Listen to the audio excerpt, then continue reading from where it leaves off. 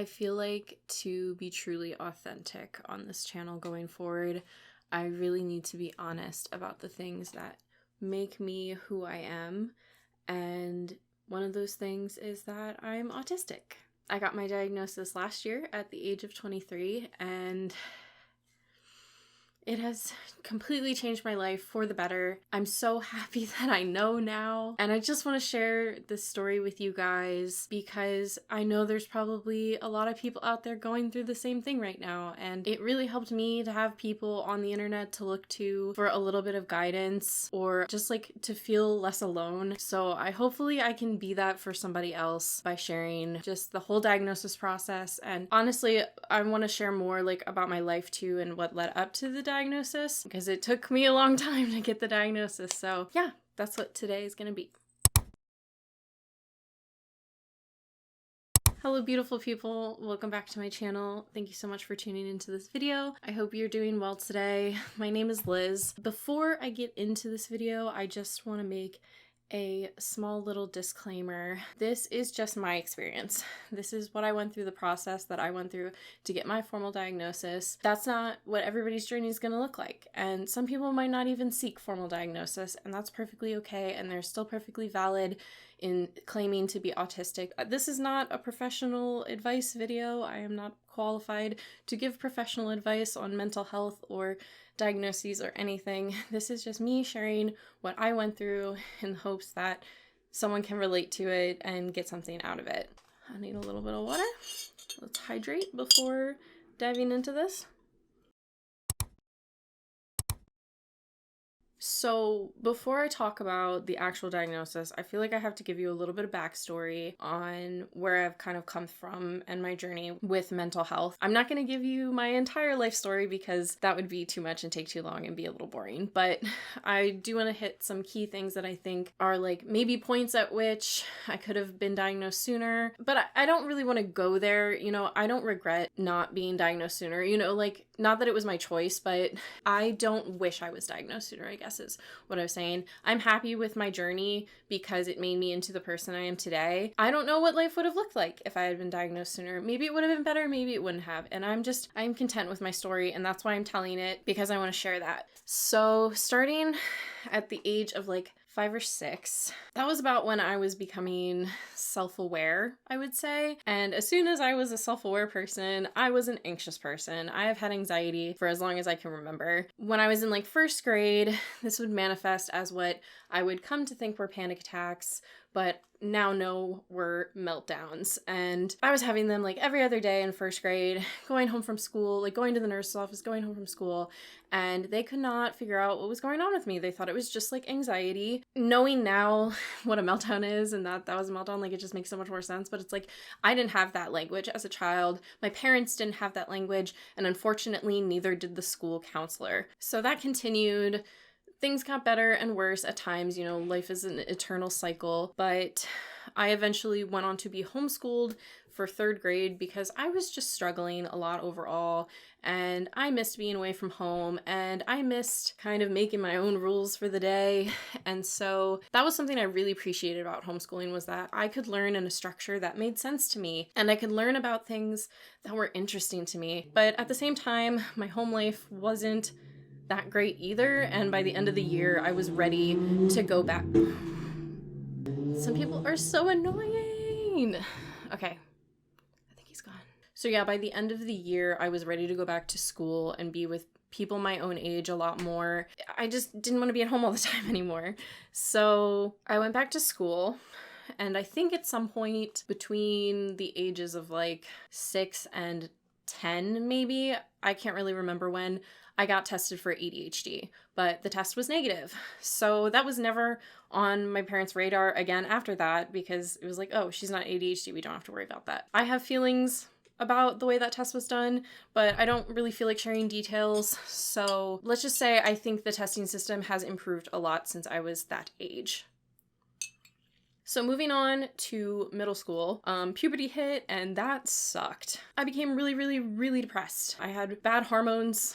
I guess I shouldn't call them bad. I had imbalanced hormones because of another condition that I have. Middle school is a rough time socially. real rough time socially. I just struggled, and it was a really dark time between like 5th grade and 8th grade. I don't really like to think about that time a lot. It was pretty rough, but I started going to therapy, and I did that on and off until college, basically, like first year of college. That therapist I went to was not helpful. She was really not good, but it at least gave me an outlet to talk about my feelings, and just being able to talk about my feelings was really good for me, even though she didn't really give me any feedback to work with whatsoever, and I felt very alone in that journey. But I have a better therapist now, so that's good. Anyway, we can fast forward through high school, because high school was just like a slightly better version of middle school. I think on the outside, it didn't look like I was struggling as much as I was, because I had good grades, and I had friends, and I did theater, and I was on swim team, and I like participated, and like seemed like I was doing well. But really, like, I was just really good at taking tests, and so I could get better grades. But like, meanwhile, on homework, I wasn't turning in homework because I couldn't handle the pressure of taking school home with me every single day and having to like make myself focus. I wasn't really taught how to have self-discipline, and now I have way more self-discipline because I've like kind of taught myself. But like, yeah, I just really struggled with like doing homework and stuff. But yeah, on to the outside, it didn't look like I was really struggling. Same with like having friends. I was friends with like everybody in the school, but I didn't really have very healthy, close relationships. I was very much an outsider in my friend group a lot of the time, and people would switch on me a lot growing up. Like, they would be my best friend one day, and then like a couple months later, they hated me and didn't want anything to do with me. And that was just very confusing to me for a very long time. Yeah, college was an interesting time because in the first year, I flourished socially in a way that I never have before, because instead of being friends with people thanks to circumstance, I was friends with people thanks to shared interests. I got to live on a dorm floor of other artists, like full of other artists, and bonded with people who were very much similar to me, and I have a lot of those friendships still to this day. On the other hand, though, college was really, really, really hard academically and for my mental health. By the end of my sophomore year, I had withdrawn from all of my classes, and I finally sought like more professional help for my mental health. I finally went to a psychiatrist. I had never gone to a psychiatrist before because my mother did not want to put me on medications. She was very much afraid of the stigma of like labeling yourself mentally ill because she had had bad experiences in the past, and I can't blame her for that. But when I wasn't finally old enough and at a point where I needed that help, I reached out for help, and I went to a psychiatrist and got medication.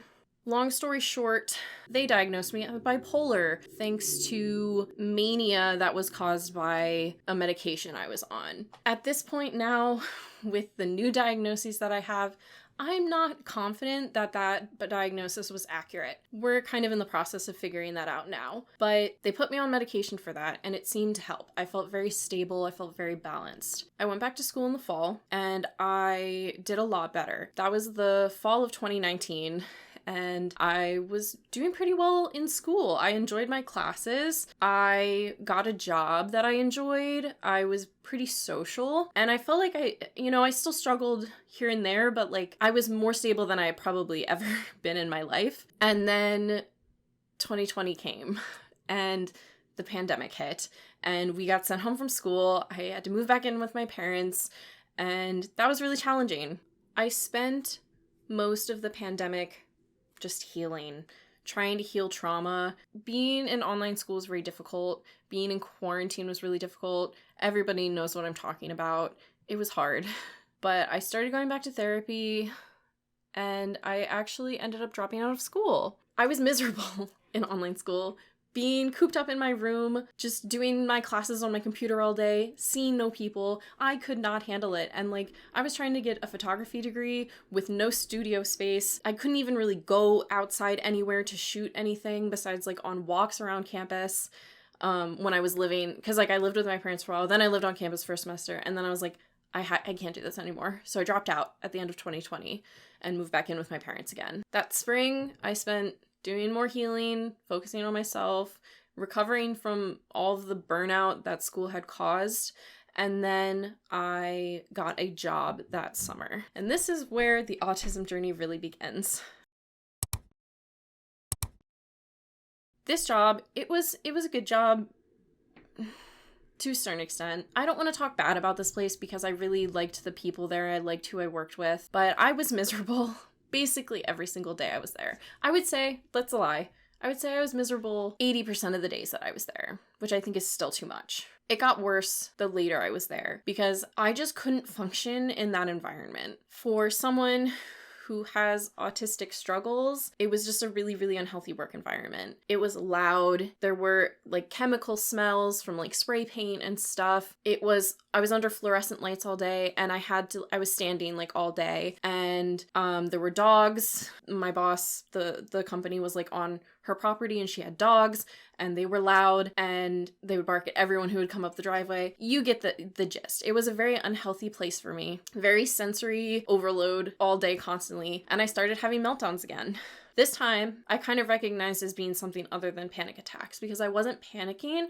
I was just so emotionally overwhelmed and so overstimulated that I would just break down, and it slowly wore me down day after day. I felt like I was trying my absolute hardest to do a good job, and it felt like the way they perceived me was like still as like lazy because I just like physically could not work as hard as the other people. It was very much like doing little tasks all the time, and I enjoy doing that, but I kind of move at a slower pace. I'm a very creative person. I function well in a creative environment, and this was not very creative because I was just doing what other people told me to do all the time, and I just couldn't do it in the way that they wanted me to do it. It was very stressful, very, very stressful. By the end of 2021, I was convinced that there was still something wrong with me. Like, I was diagnosed as bipolar, I was diagnosed as ADHD, I was on medication that was supposed to be helping me, but I felt like I was struggling more than ever in my job, and I wasn't happier than ever, and it just felt like I didn't have all the answers yet.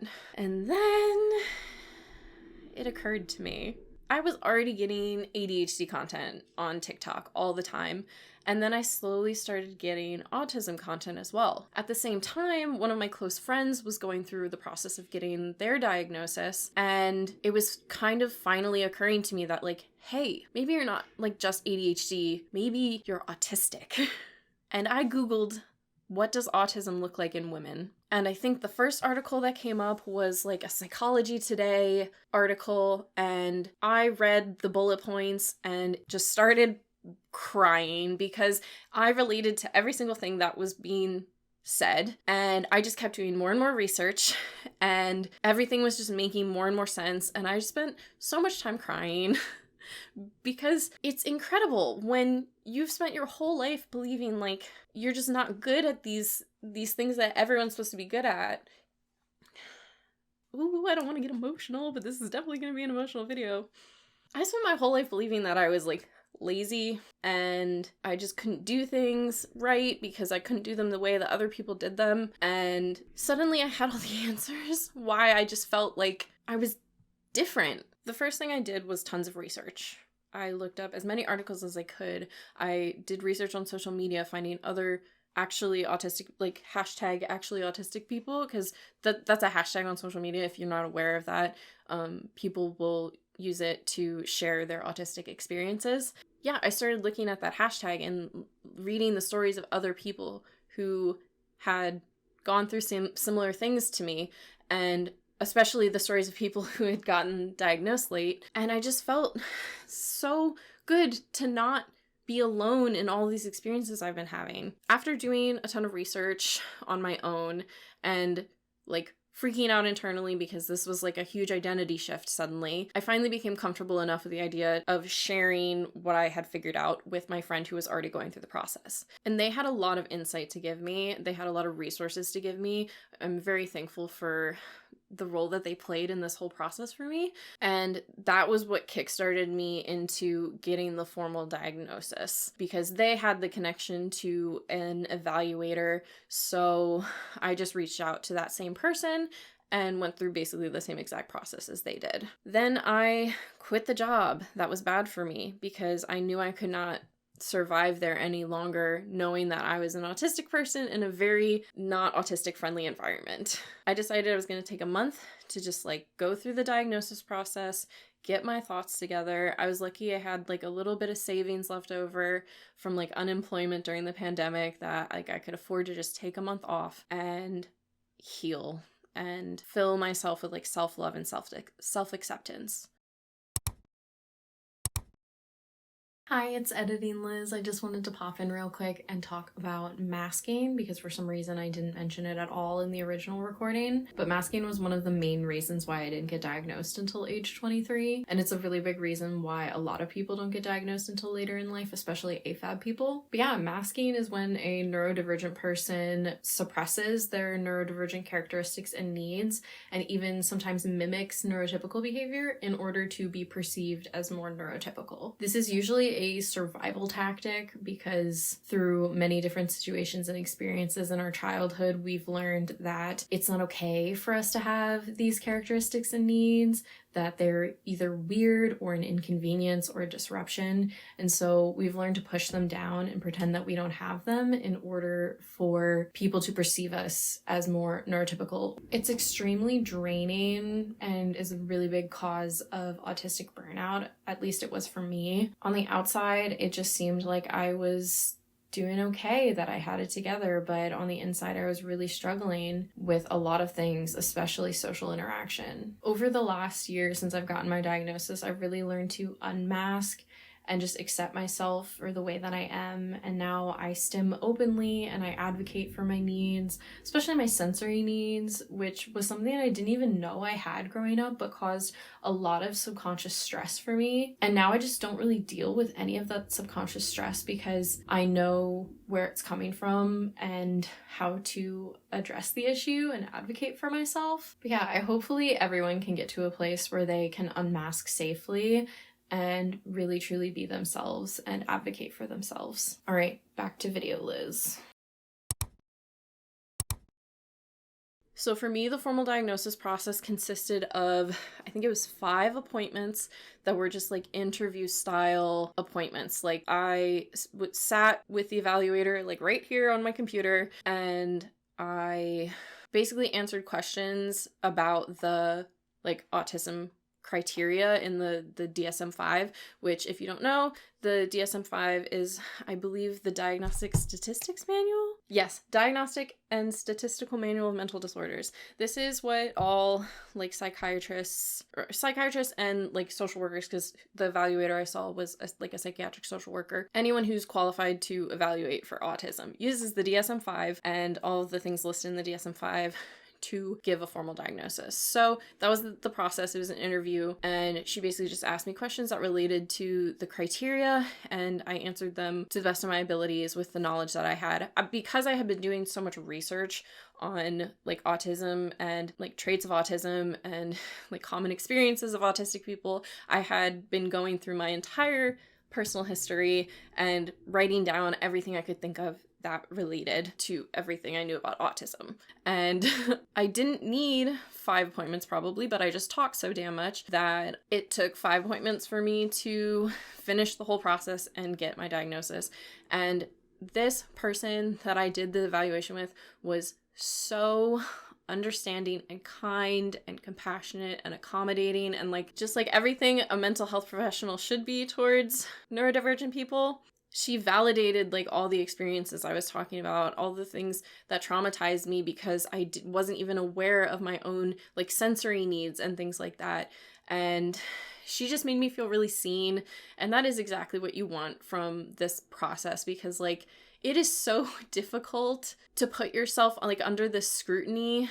And for me, at least, there was this imposter syndrome. Like, what if I'm just making it up? You know, like what if I'm not actually autistic, but it's like, no, you're autistic. Like you wouldn't have gone to this extent researching all this stuff if you weren't actually autistic. My camera stopped recording, but we're back, baby. So after I received my formal diagnosis, I had to go through a grieving process personally. I don't know if everybody goes through this, but I think it's pretty common. You have to think about all the what ifs, like what if I had been diagnosed earlier? Would my life have looked different? Would I have had more accommodations?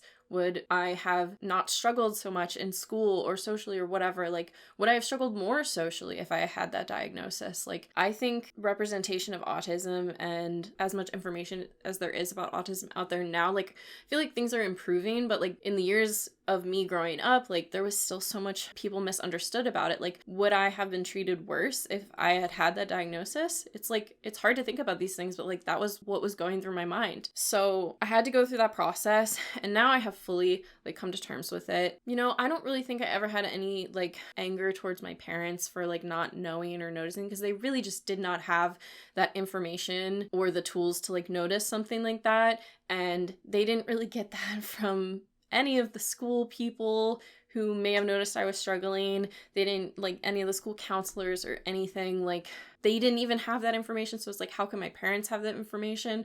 So I don't blame them for not knowing, but I am grateful that I have this information now. And I'm grateful for like who I've become over the last year through accepting my truest self and like being authentic and loving myself for who I am, instead of like beating myself up for not being like everybody else. Okay, this video is getting long, so I'm gonna try to wrap it up pretty quick, but I want to touch on some of the things that helped me the most through this process. The first one being community and social media. I would not have had any idea that I could have been autistic if I had not seen those TikToks about like relatable autistic things.